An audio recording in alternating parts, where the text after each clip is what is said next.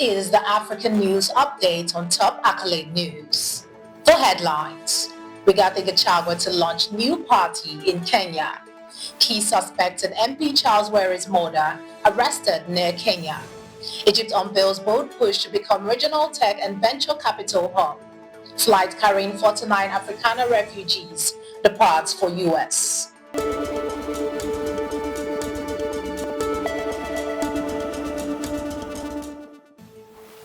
We start with a focus in politics.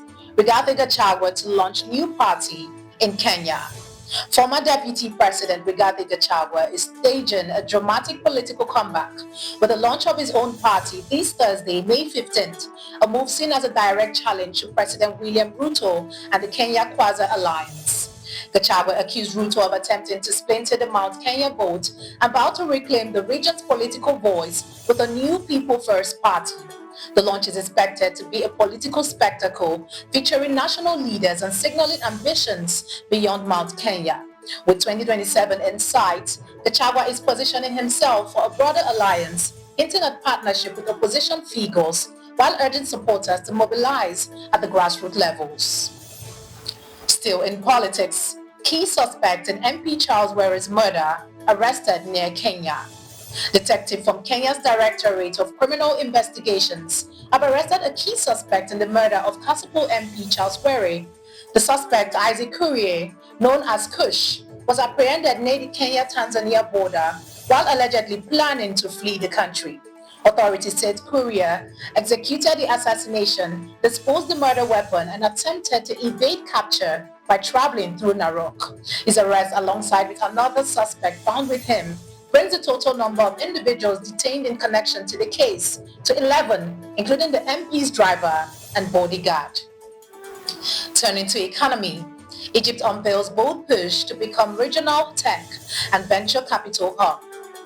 Egypt is ramping up efforts to become a regional hub for digital innovation and venture capital with new initiatives targeting AI, software export, and startup growth.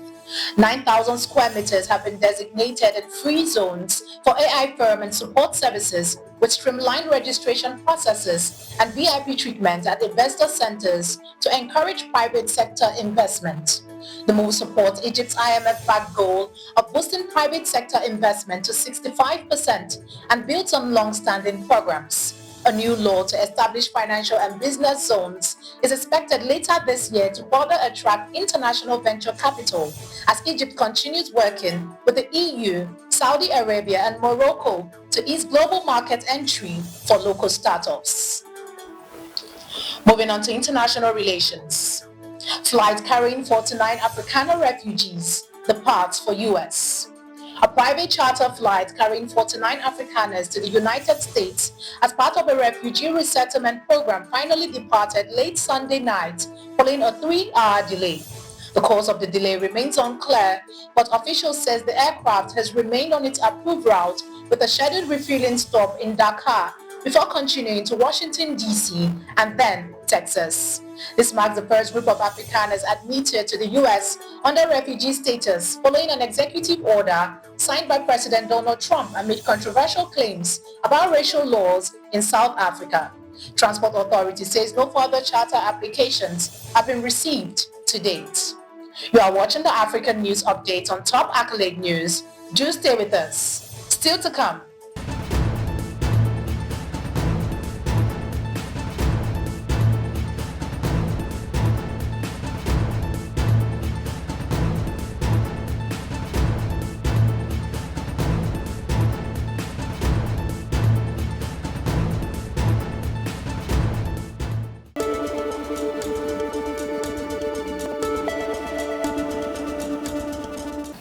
Thanks for staying with us.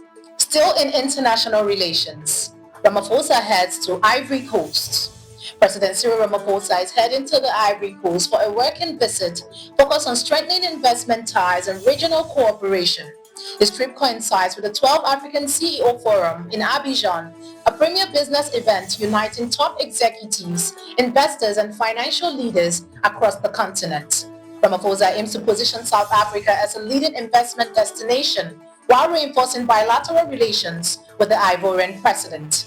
Accompanied by key ministers and backed by South African companies already operating in the region, Ramaphosa will also highlight South Africa's upcoming G20 presidency during key investment sessions hosted by Brand SA and the Department of Trade.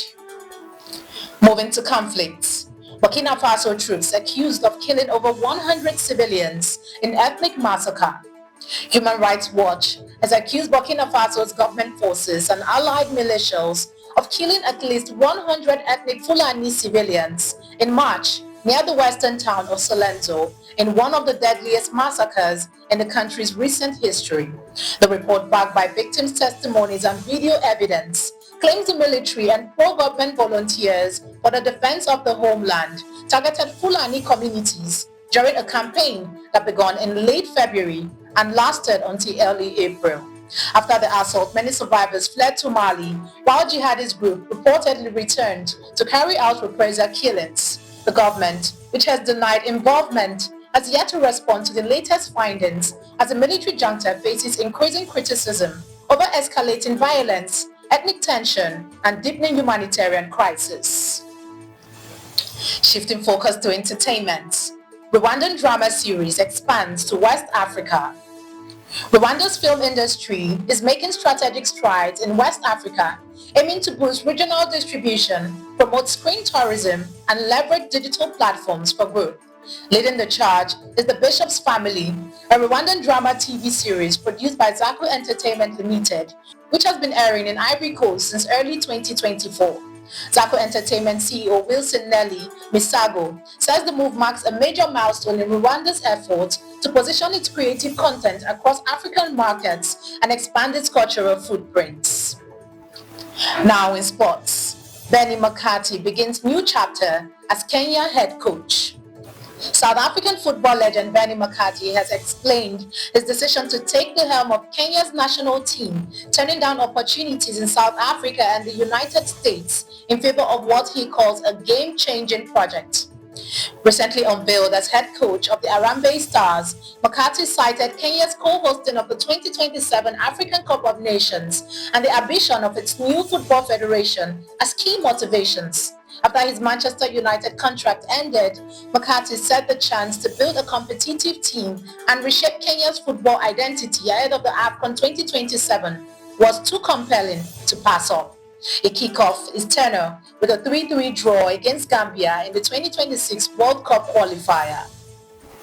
That concludes our African news update for today. Stay tuned for more African news and developments. Thanks for joining us. I am Ojarumi Okocha. Connect and engage with us on all our social media handles. Do have a wonderful day.